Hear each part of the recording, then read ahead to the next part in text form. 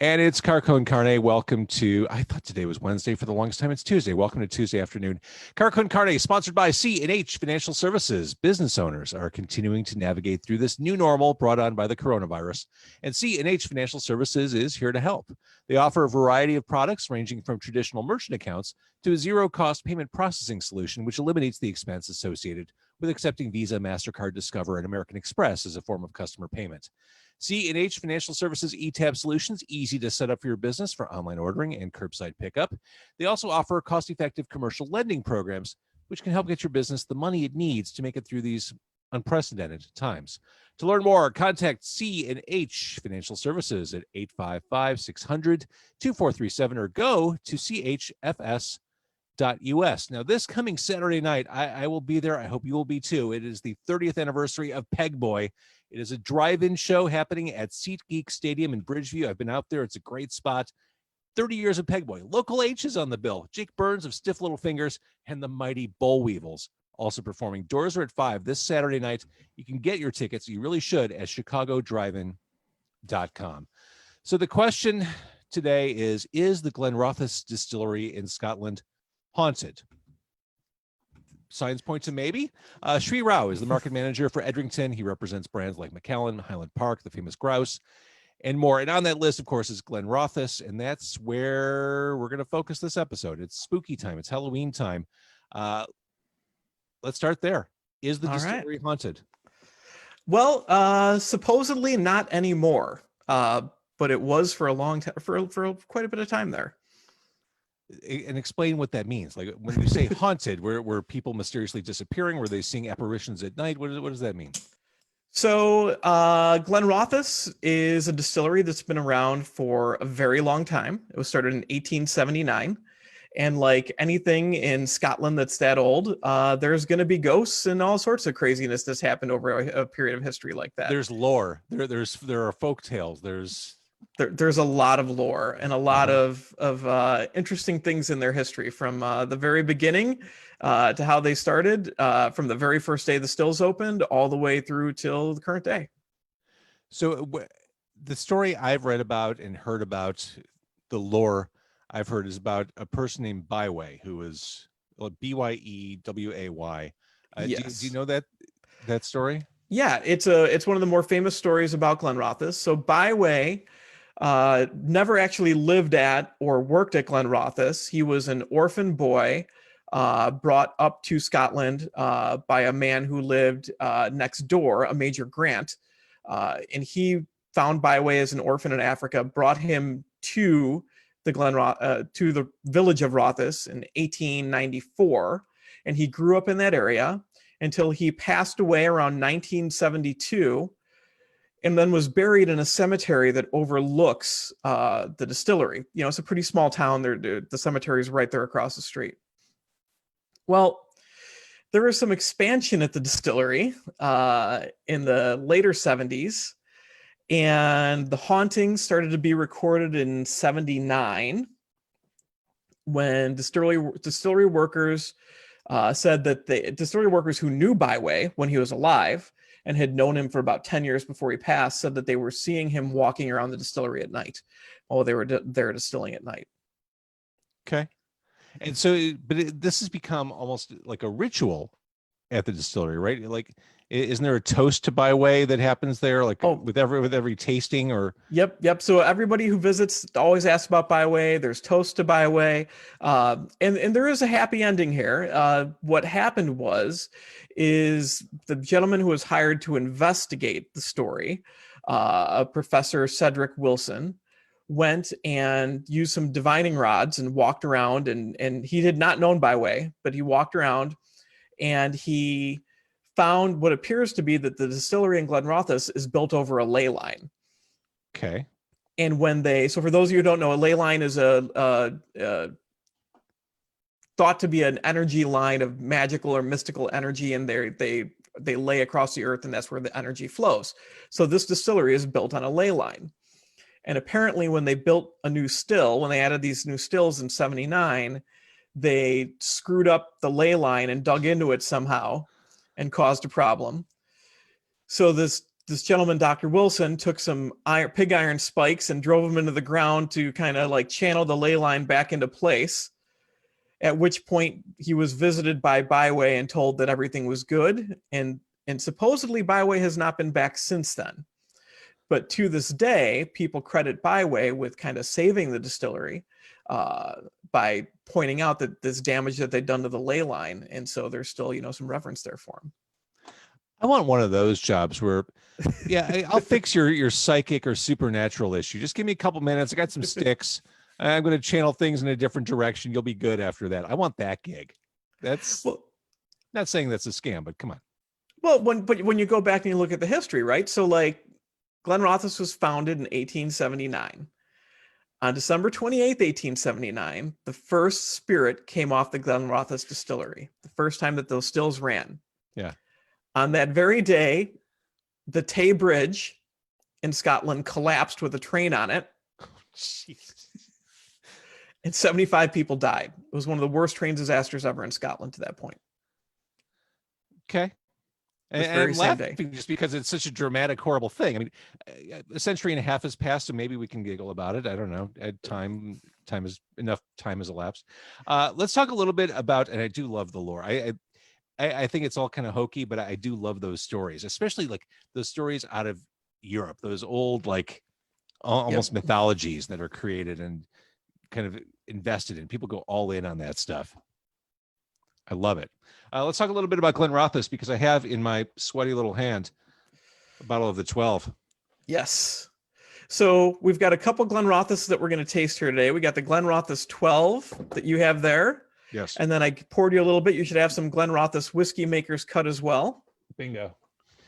And we are going to have these whiskeys with some chocolates that were made for us by a friend of mine over at Mayana Chocolate, by my buddy Chef Daniel, to go, because you can't do your whiskey tasting without a little bit of food element. And believe it or not, it's not just because it's October. Chocolate and whiskey go great together because of the vanilla notes and cinnamon and that kind of stuff. Exactly. Right? And then if you think about, so what is a famous or a popular type of chocolate dessert that you would drink? A chocolate malt. Yes. Right. I would like that right now. Malt whiskey is made from the same type of malt that you make a chocolate malt from. Of course. That makes perfect sense. It's all malt.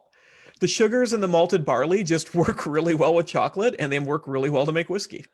I love this. And I was really, one of the reasons I'm thrilled to have you on right now, I really wanted to make sure I completely destroyed my ability to enjoy dinner later. Let's do this. This should do that. Chocolate and scotch. Chocolate and scotch. So what am I pulling out first? This looks so suspect. I've got my little. You should try driving around with those things. I bet. It's like a little something you took from the biology lab at the local high school. So the first one we're going to do is we are going to start with the Glenrothes 12, which I have conveniently poured. So Glenrothes was actually founded by the former master distiller from the Macallan. And Macallan's known to be super big, super heavy, super rich Scotch whiskey. And he wanted to make something of a lighter style. Got it. And so the primary difference is going to be still size. So same barrel types. They're next door neighbors, same water source. They're right next to each other. But the difference is going to be your still size. So the Macallan stills are short, about 6 feet tall, and pretty fat. They're short, fat stills. So a lot of the oils and those flavors it's easy for them to rise up because they don't have to go up as far. For the Glenrothes, tall, skinny stills. So you're only getting the most pure whiskey coming off the top. So it's going to be a lighter, fruitier style. Excellent. All right. So should we have the chocolate first? Is that? So I would say take a little bit of a sip of your whiskey. Okay. Then take a second sip of whiskey. So the first sip is always when you're drinking whiskey, the first thing you do is you want to take a little bit of a sip first, just to get your body ready for it. Because your body's kind of like, what are you doing to me? Fair. Okay. That's really good. Oh yeah. Lots of cinnamon and the vanilla, but you also have a little bit of melon in there, which is where that fruitiness comes from. That's really good. And then I'm just going to I'm going to eat about half of this. Now there are 4 different kinds here. I'm going to go. So the one you want, there's a card in there that should tell you which one to go with. Am I going with the cinnamon one? Mm-hmm. Okay, which is this one. These are beautifully made chocolates, by the way. Yeah, he's I met the chef when he was in Chicago, and he's up in Spooner, Wisconsin now. Yep, that's it. Look at this. And this looks like kryptonite. Actually, it looks like something, a shard from the exploded planet Krypton that could take out Superman.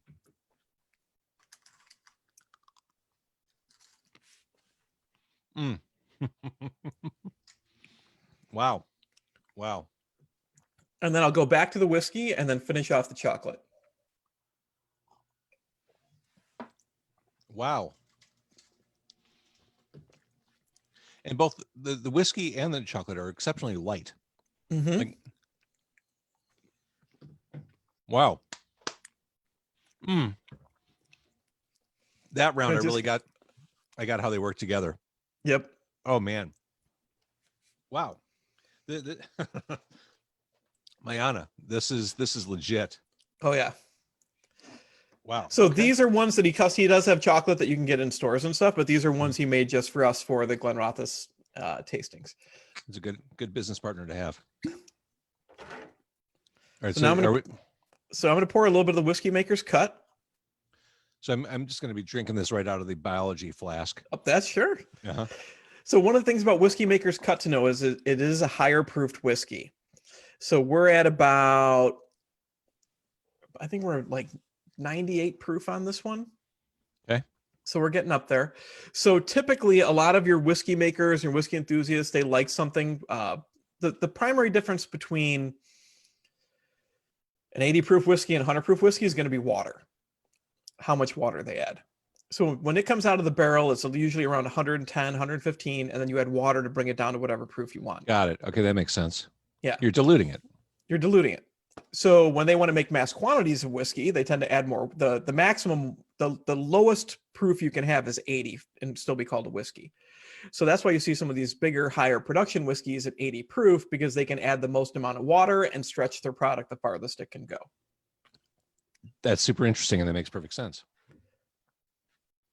But this is going to be a bit of a higher proof. And now you're going to get into a little bit more of those barrel flavors. You're going to get a little bit more nutmeg, some orange.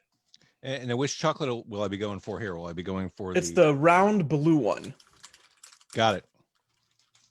Hang on. Yeah, they are a little bit tough to get out of there. Look at this. I kind of want to shellac this and hang this on my wall. It's lovely. Okay. So speaking of high school, this is how I feel doing this.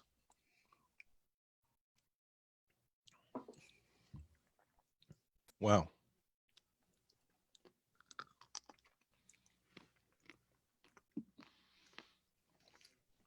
Okay. So the salt and the caramel and then really break it up.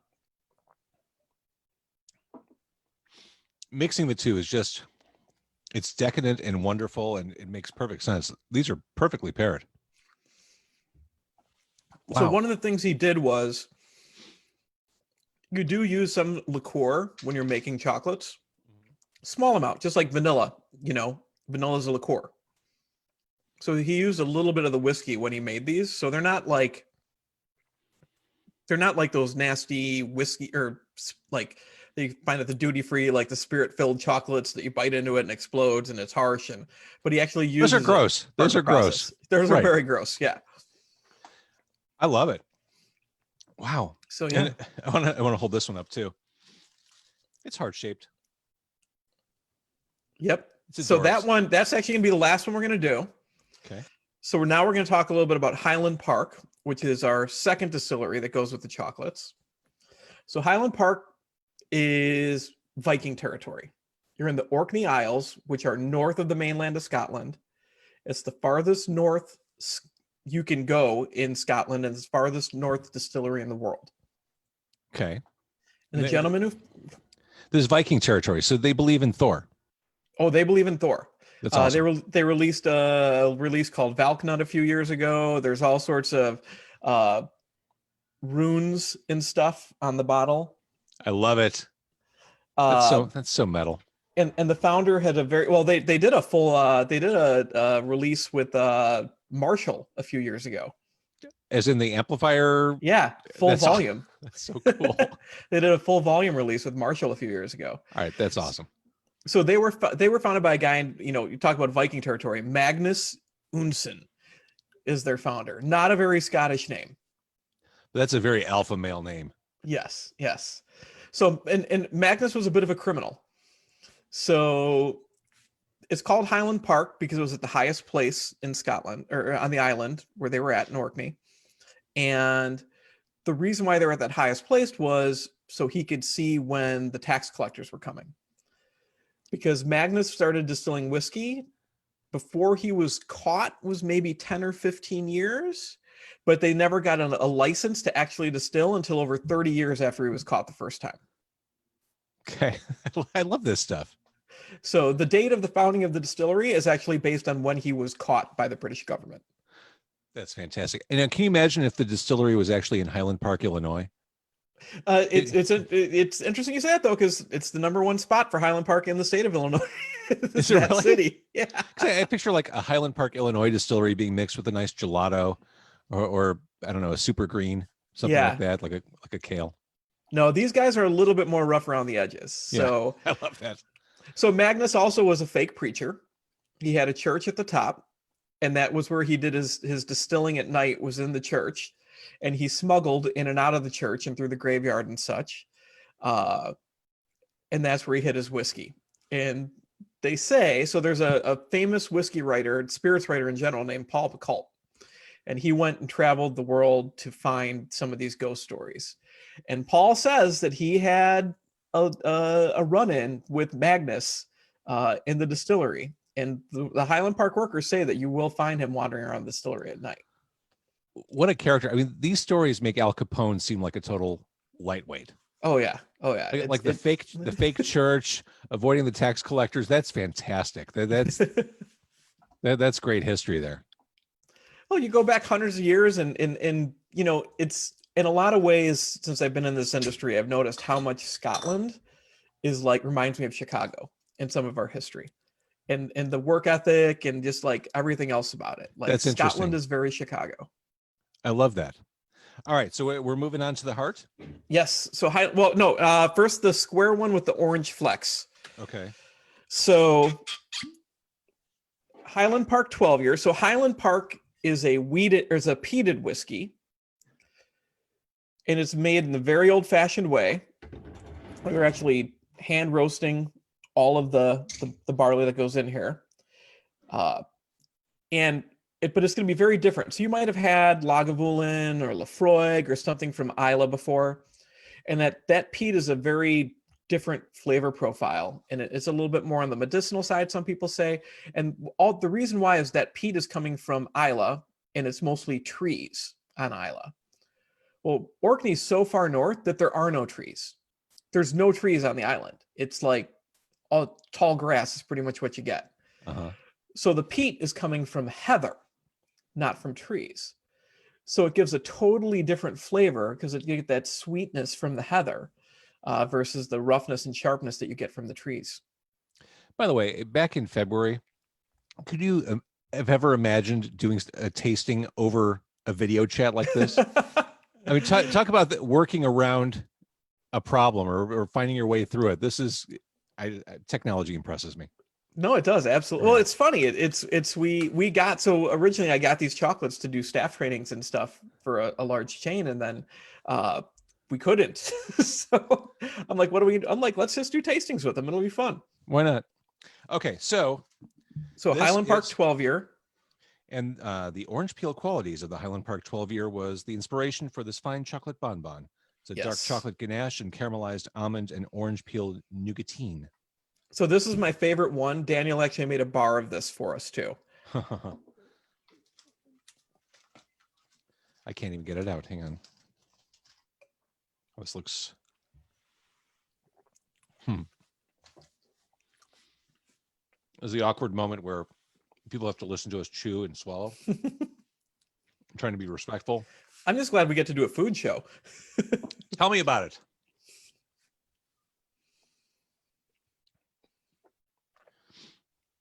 All right, tell me again the different notes that are in here, because that was definitely a So different flavor. you're going to get that up front.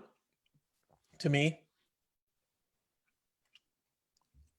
the Highland Park 12 year starts with a little bit of that cinnamon, same as the Glenrothes, but then you immediately the vanilla pops in for a second, and then immediately behind it you get that sweet smell of the smoke and that Yes, sweet peat coming in behind it.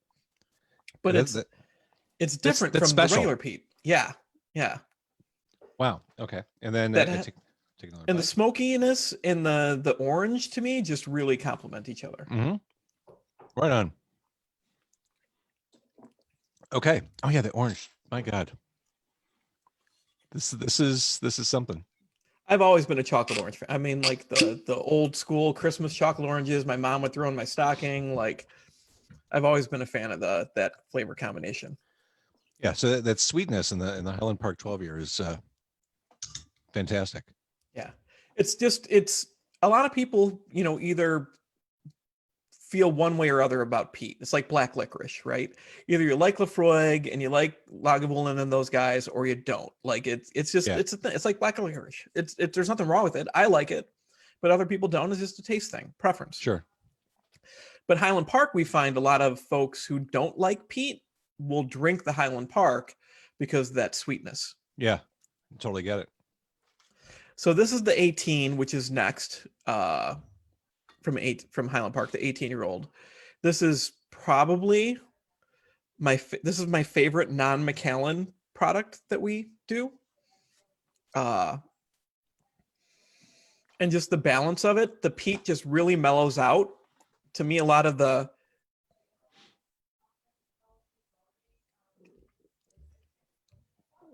it just rounds out very well. Right. So, and you start to pick up more of the sherry barrels. So one of the things that makes us different from other Scotch companies is everything we do is not just finished in sherry, but matured 100% of its time in sherry barrels. It spends its entire life in a sherry barrel, so it never sees that ex-bourbon. And Wow. the sherry flavors are, typically candied nuts, candied fruit, and you really start to pick that up in the 18 is that sherry flavoring combined with the bits of the sweet peat. And Gotcha. All right. So I had that, and now I move on to the simplicity chocolate. of the dark chocolate ganache. This is just straight ahead dark chocolate. Mm-hmm. Mm-hmm. Mm-hmm.